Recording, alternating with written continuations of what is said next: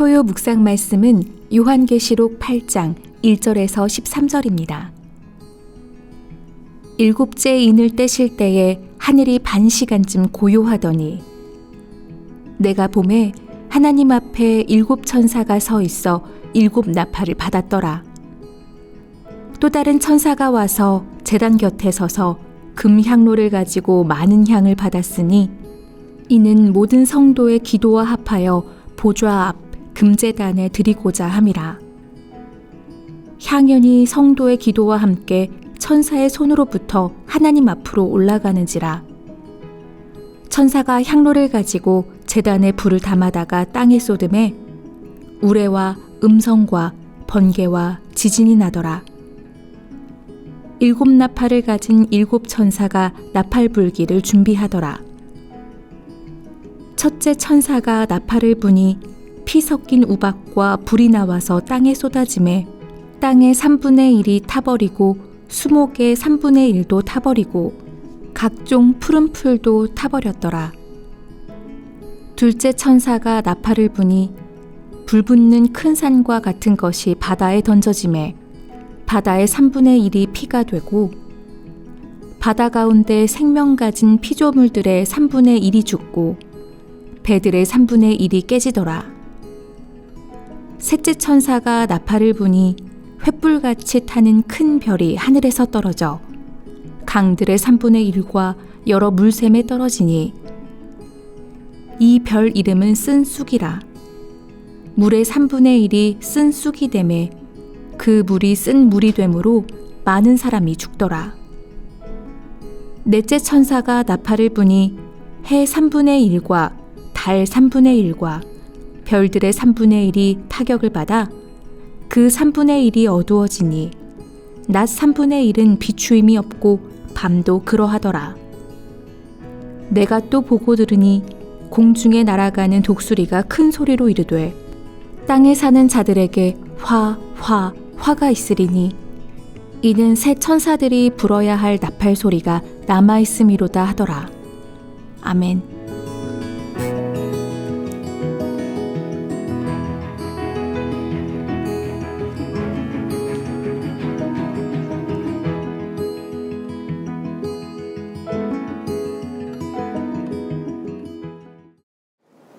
삼일교회 성도 여러분 반갑습니다. 오늘은 매일 성경의 순서에 따라서 요한계시록 8장 1절에서 13절까지 말씀을 가지고 성도들의 기도가 담긴 금향로와 4개의 나팔 심판이라는 제목으로 하나님의 말씀을 잠시 상고하고자 합니다. 여러분, 오늘 우리가 보는 요한계시록 8장까지 오기까지 우리는 다양한 이 묵시의 내용을 살펴보고 있습니다. 여러 가지 내용이 있다 보니까 우리 성도님들께서 길을 잃을 어떻게 보면 지점일 수도 있다라는 생각이 들었습니다. 그래서 잠시 우리 1장부터 이 7장까지의 내용을 짧게 다시 한번 생각해 보자면 이 요한계시록의 말씀이 주어진 배경과 상황을 알 필요가 있습니다. 주후 한 100년경에 이 계시록의 말씀이 하나님의 사도인 요한을 통해서 주어진 것으로 알려져 있습니다. 당시의 로마 황제였던 이 도미티아누스 황제는 재위 시절 당시에 자신이 신이라고 강요하고 또 외치고 경배받기를 원했던 황제입니다. 따라서 로마 제국에 있던 모든 백성들은 이 재위 중인 도미티아누스 황제가 구주요, 하나님이다 혹은 하나님의 아들이다 라는 고백을 해야지만 제국 안에서 정치적으로 또 상업적으로 또 자신의 위신을 유지할 수가 있는 상황이었습니다. 그런데 바로 그 대척점에 그리스도인들이 있었던 거죠. 그리스도인들은 모든 것을 양보할 수 있었지만 단 한 가지, 예수 그리스도가 우리의 구주시오 하나님의 아들이라는 그 고백만은 절대로 양보할 수가 없었습니다. 따라서 당시의 상황에서는 이 그리스도인들은 정치적으로 탄압을 받았을 것이고 또 상업적으로 굉장히 큰 경제적 손실을 입었을 것이고 무엇보다 옥에 넘겨져서 이 사형 언도를 받기까지 이 핍박을 받고 있었던 어떻게 보면 지금 우리 북녘 땅의 성도들과 같은 그런 상황에 있었을 겁니다. 그런 극심한 핍박과 고난 가운데 이 계시의 말씀이 주어졌던 거죠. 따라서 우리가 요한계시록을 묵상할 때 크게 두 가지의 큰 줄기가 있음을 기억할 필요가 있습니다. 하나는 하나님께서 주의 백성들을 지켜보고 계시고 알고 계시고 그들의 기도를 다 담아서 모든 것을 듣고 계신다고 하는 하나님의 크신 위로의 메시지다. 그것을 한 가지 기억할 필요가 있고요. 두 번째는 자기 자신을 신이라고 경배받기를 원했던 로마의 황제와 그리고 그 제국의 시스템이 언젠가는 하나님의 심판을 받아서 멸망할 것이라는 주님의 근엄한 이 심판의 메시지를 기억할 필요가 있었습니다. 따라서 우리가 계시록의 말씀을 묵상할 때 이 두 가지를 계속해서 교차적으로 이해하고 또 계시록의 말씀이 그렇게 짜여져 있다는 것을 인지하면 우리가 길을 잃지 않을 수 있습니다. 첫째는 뭐라고 했죠? 핍박당하고 있는 이 땅의 교인들을 향한 하나님의 말로 닿을 수 없는 위로하심, 그들을 보고 계시고 지켜주시고 영원까지 함께 하신다는 하나님의 소망의 메시지, 이것을 우리가 계시록을 통해 기억할 필요가 있고, 두 번째는 지금 자신이 신이라고 외치고 경배를 강요하고 있는 로마 황제 그리고 그 제국의 시스템이 하나님의 준엄한 심판을 통해서 멸망당하고 심판당하고 해체당할 것이라는 주님의 근엄한 메시지가 또한 한편으로 담겨져 있습니다. 그리고 그것은 그 당시의 로마 제국뿐만 아니라 그 이면에 있는 그 사탄의 무리들 그리고 그 사탄을 향해서 하나님께서 명하는 심판의 메시지임과 동시에 또한 위로의 메시지 또한 2000년 전에 성도들에게만 주는 메시지가 아니라 이 땅에서 다시금 공중의 권세 잡은 자 아래서 이미와 아직 사이에 있는 성도들을 향해서도 주어지는 동일한 위로의 메시지라는 거죠. 이렇게 위로의 메시지와 심판의 메시지가 교차적으로 오면서 오늘 우리가 읽은 이 요한계시록 이 8장의 말씀에 다 있습니다. 사실 이 계시록 8장이 오기 전에 무슨 말씀이 있었습니까? 하나님께서 예수 그리스도가 누구신지를 1장에서 보여주시고 또 2장과 3장에서는 그 당시에 대표적인 7교회를 통해서 이 땅에 오고 오는 모든 보편교회를 향한 주님의 말씀을 들려주시고 이 2장과 3장의 지상교회를 보여주신 후에 4장에서는 천상의 교회를 보여주십니다. 하나님 나라에서 영원히 주의 백성들이 무엇을 하는지를 보여주고 있죠. 천상에서 보좌에 앉으신 하나님과 어린 양께 경배하고 있는 모습을 우리가 4장을 통해 볼 수 있습니다. 그리고 5장에는 무슨 말씀이 있습니까? 사도 요한이 그 보좌 위에 계신 하나님께 경배하는 모습을 보고 있는데 거기에 7 봉인되어 있는 두루마리를 보게 되죠. 그런데 그것을 펼칠 자가 없어서 요한이 슬퍼하고 있는 중에 죽임당한 어린 양, 그 어린 양이 나타나서 그 봉인된 두루마리를 푸는 환상을 보게 됩니다. 그것이 5장의 말씀이죠. 그 죽임당한 어린 양이 누구십니까? 예수 그리스도이십니다. 예수 그리스도께서 그 7인이 쳐져 있는 두루마리를 드디어 하나씩 떼심으로 이 땅의 마지막을 우리에게 보여주시고 성도들에게는 위로, 그리고 사탄과 그 무리들에게는 준엄한 심판이 시작되는 것을 우리가 보게 됩니다. 그래서 6장에 보시면 드디어 그 7개의 봉인되어 있는, 인이 쳐져 있는 두루마리가 하나씩 펼쳐지는 모습을 6장에서 보게 되죠. 계시록에는 이와 같이 7인, 그리고 7 나팔, 그리고 7 대접 심판이 계속해서 반복되고 심화되고 있습니다. 6장에서 7인 중에 6개 인이 펼쳐지면서 심판의 내용이 담겨져 있다가 우리가 읽은 8장 바로 앞인 이 7장에서 다시금 하늘의 모습을 보여주면서 하나님의 선택받은 14만 4천, 즉 택함받은 모든 무리가 하나님을 경배하는 천상의 모습을 다시금 삽입하여 보여줍니다. 그러니까 지금 7개의 그 인이 쳐져 있는 두루마리가 펼쳐지면서 심판이 이어지다가 마지막 7번째 인을 떼기 직전에 천상의 모습을 다시 한번 보여준 후에 이 8장이 열리는 겁니다. 그래서 여러분 8장 1절에 보면 어떻게 시작합니까? 7째 인을 떼실 때에, 이 6장에서 시작된 이 7인, 첫 번째부터 6번째 인이 펼쳐지면서 심판이 이 땅에 내려지는 것을 쭉 보여주다가 이제 8장의 마지막 7째 인을 떼실 때에 라고 하면서 다시금 이 심판의 내용이 이어지고 또 마지막 종말의 모습을 보여주고 있습니다.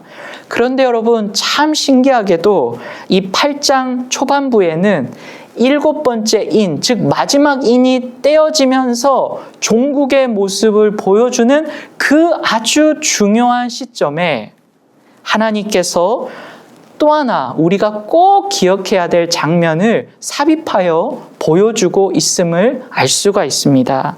1절부터 5절 사이에 있는 말씀인데요. 쉽게 요약하면 성도들의 기도가 가득 담겨져 있는 금향로가 주님의 제단, 보좌 앞에 상달되는 모습을 보여주고 있습니다. 그리고 그 기도가 가득 담겨 있는 금향로가 이 땅에 부어지면서 하나님의 엄청난 심판으로 바뀌는 것을 보여주고 있습니다. 여러분, 이 말씀을 왜 하나님께서 우리에게 보여주셨을까요? 당시 성도들은 극심한 핍박을 당하면서 할 수 있는 것은 견디고 인내하는 가운데 주님을 고백하는 것밖에 없었습니다. 그들이 밤낮 하는 것은 주님께 기도하며 도우심을 구하고 심판을 탄원하는 것 말고는 할 수 있는 게 없었죠. 많은 순교자들이 생겼고 떠나는 자들도 있었습니다. 그들의 기도가 과연 무슨 소용이 있을까? 어떻게 보면 회의적인 마음이 들 수도 있었을 것입니다. 그런데 여러분, 그렇게 허공에 날아가는 것 같이 느껴졌던 그 기도가 실상은 하나도 사라지는 것이 아니라 주님 앞에 금향로에 모두 다 담겨져서 향기로운 향과 함께 주님의 제단 위로 올려지는 모습을 보여주고 있고, 그 성도들의 간절한 기도가 바뀌어 이 땅을 하나님의 공의와 정의로 채우는 심판으로 바뀌어 있는 것을 지금 환상 가운데 요한이 우리에게 보여주고 있는 것입니다. 성도들의 기도를 주님께서 절대로 허투루 흘려버리지 않으시고 모두 다 담아서 하나님의 때가 되자 그 기도가 하나도 남김없이 응답되고 있는 모습을 보여주고 있는 것이죠. 오늘날 이 땅을 살아가는 성도들에게도 마찬가지의 신학적 메시지가 있다고 생각합니다. 저와 여러분이 던져지고 심겨진 그 선교적 자리에서 매일매일 반복되는 지루한 모습, 일상적인 모습, 바뀌지 않는 모습, 매일 반복되는 일상 가운데 여러분이 탄식하듯 올려드리고 한숨 쉬듯 올려드리는 그 모든 기도가 허공에 사라지고 날아가 버리는, 아무도 듣지 않는 그런 메아리가 결코 아니라, 다른 사람들은 잊어버리고 흘려버릴지 몰라도 저와 여러분의 구주 우리 하나님께서는 그 모든 기도를 주님의 금향로에 다 담아서 하나님의 제단 앞에 향기로운 제물로 듣고 받고 계신다는 것을 한 번 더 기억하시기를 바랍니다. 하나님께서 우리의 기도를 온전히 들으시고 계십니다. 하나님의 때에 하나님의 방법으로 저와 여러분이 보기에 가장 좋은 것 그 이상 하나님이 보시기에 가장 좋은 것으로, 하나님이 보시기에 가장 선한 것으로, 하나님이 보시기에 가장 옳은 것으로 바꾸어 응답해 주실 것입니다. 그것을 지금 사도 요한이 우리에게 보여주고 있는 것이죠. 금 향로에 담겨져 있는 성도의 기도가 반드시 하나님께 상달된다. 저와 여러분의 기도도 반드시 상달되고 주님이 받으셨다. 이 사실을 꼭 기억하시는 오늘 하루가 되기를 바랍니다. 이어서 나오는 이 메시지가 7 나팔 심판입니다. 여러분, 7번째 인이 떼어지면서 다시금 심판이 시작되는데 7 나팔의 심판으로 그것이 묘사되고 있습니다. 그래서 어떻게 보면 학자들은 7인, 7 나팔, 그리고 7 대접이 각각 다른 21개의 심판이기보다는 반복적으로 나타나는 심판의 모습을 통해서 동일한 심판이 더 강조되고 또 더 깊어지고 심화되고 있다라고도 우리에게 설명을 해주고 있습니다. 어쨌든 이 7번째 인이 떼어지면서 새로운 심판의 모습이 열리는데 그게 바로 7 나팔입니다. 이 트럼펫이라고 영어로는 번역이 되어 있는데 나팔이 불리면서 심판이 이 땅에 임하는 것이죠. 쉽게 얘기하면 심판이 더욱더 고조되고 심화되고 종국으로 나아가고 있다. 이렇게 생각하시면 되겠습니다. 오늘 본문에서는 7가지 나팔 심판 중에 총 4개의 나팔이 불려지면서 이 땅의 심판이 이어지는 것을 볼 수가 있는데요. 여러분이 4가지 심판을 아주 짧게 요약하면 첫 번째 심판이 이루어질 때 이 땅의 3분의 1이 타버렸고, 두 번째 나팔이 불 때 바다의 3분의 1이 사라졌고, 또 세 번째 심판이 나팔 심판이 이어질 때 강들의 3분의 1이 타버렸습니다. 그리고 네 번째 나팔이 불어질 때 해, 달, 별과 같이 빛이 나는 모든 것들의 3분의 1이 심판을 받았습니다. 당시의 유대인들의 세계관에 있어서는 이 4가지 땅, 바다, 강, 빛 등등이 이 온 우주를 지탱하고 또 구성하는 요소로 이해를 했다고 합니다. 그러니까 쉽게 얘기하면 이 땅의 모든 시스템, 자연 환경의 3분의 1이 심판을 받았다라는 의미이죠. 하나님께서 로마 제국 안에 있던 그 사람들에게 이 심판의 메시지를 엄중하게 얘기하고 있는 겁니다. 영원할 것 같았던 제국, 영원할 것 같았던 자연, 그것도 하나님의 나팔 소리, 심판 소리 가운데 종국을 맞이하고 심판이 반드시 이루어질 것이라는 하나님의 분명한 약속이고, 그것을 받아든 핍박당하는 성도들에게는 너무나 큰 소망과 위로의 메시지였을 겁니다. 영원할 것 같은 로마 제국, 영원할 것 같은 경제체제, 영원할 것 같은 정치체제도 하나님 안에서는 반드시 심판을 받고 해체되어 새 창조와 재창조를 맞이할 것이라는 것이 성도들에게는 인내할 수 있는 버팀목이 되었을 것입니다. 우리도 이 땅을 살아가면서 영원할 것 같은 체제, 영원할 것 같은 시스템, 영원할 것 같은 사람들이 있을 수 있습니다.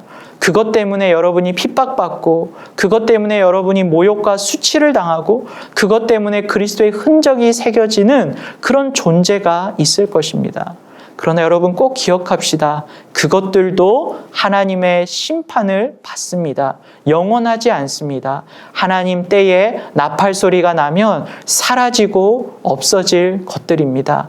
그러니 그것들에게 우리의 마음을 쓰지 말고 주 예수께 시선을 고정하고 주님을 보고 지금처럼 인내하고 순종의 자리로 나아가시기를 주님의 이름으로 축복합니다. 그런데 참 감사한 것은 이렇게 하나님의 심판이 이어지는 가운데서도 하나님의 자비하심과 긍휼하심을 엿볼 수 있는 것이 하나님께서 나팔 심판이 이어질 때 그 모든 것들을 한 번에 없애지 않고 몇 분의 몇만 심판하십니까? 3분의 1만 심판하십니다. 다른 말로 하면 3분의 2는 남겨두셨다는 거죠. 하나님께서 심판하실 때 우리에게 계속해서 기회를 주시고 여지를 주시고 돌아올 수 있도록 우리를 불러주시고 시간을 주신다는 겁니다. 여러분의 삶 가운데 주님께서 이와 같이 나팔 부시면서 우리 삶에 개입하여 들어오실 때 하나님이 나를 부르시는구나. 내가 주님을 떠나 있었다면 주께서 나팔 불 때 다시 돌아가자. 주님의 심판이 임하더라도 우리를 온전히 심판하지 않으시고 기회를 주시고 여지를 주시니 주께로 돌아가자. 그리고 그와 같은 길을 가고 있는 자들에게도 속히 돌아오라고 주님이 지금도 우리에게 여지와 시간을 주신다고 여러분이 주변에 있는 많은 분들에게 말할 수 있는 축복의 통로가 되기를 바랍니다.